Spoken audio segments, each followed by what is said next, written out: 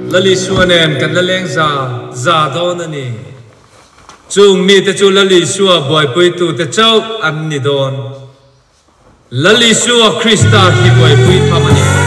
Isua boy pui tu lovani chua Isua lova ba ngin ni boy thova boy pui tham Isua lu chuông nghe tiếng đắng rung ai ta đâm cross ku atuar tu chu kele ka chu be na ro hi zong nin ka rong bo na hi kan ngai sang be wai pui tham mi chua hi pui tham mi chua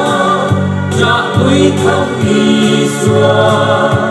alo ni e nam pui tham mi chua tung pui tham mi chua hin pui tham mi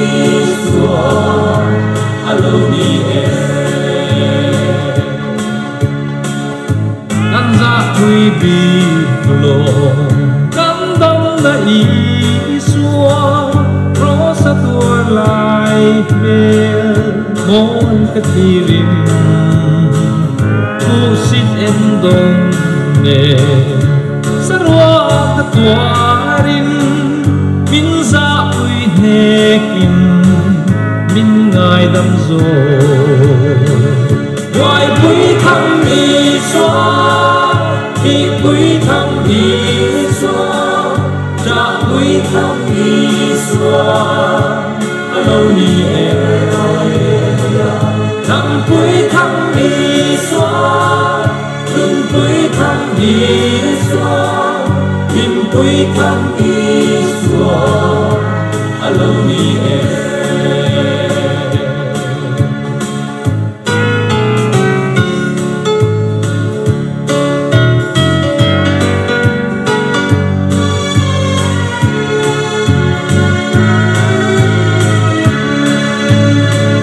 chung có tin về lệ tâm thoát lang hoa ba với vui thăm đi xua alo ni e ăn vắng lệ nằm cô adam na tu chu rem na lơ đi xua alo ni e wai vui thăm đi xua hi pui tham Isua ja pui tham Isua alo ni e nam pui tham Isua tung pui tham Isua hin pui tham Isua alo ni e khâu vel kum xia ta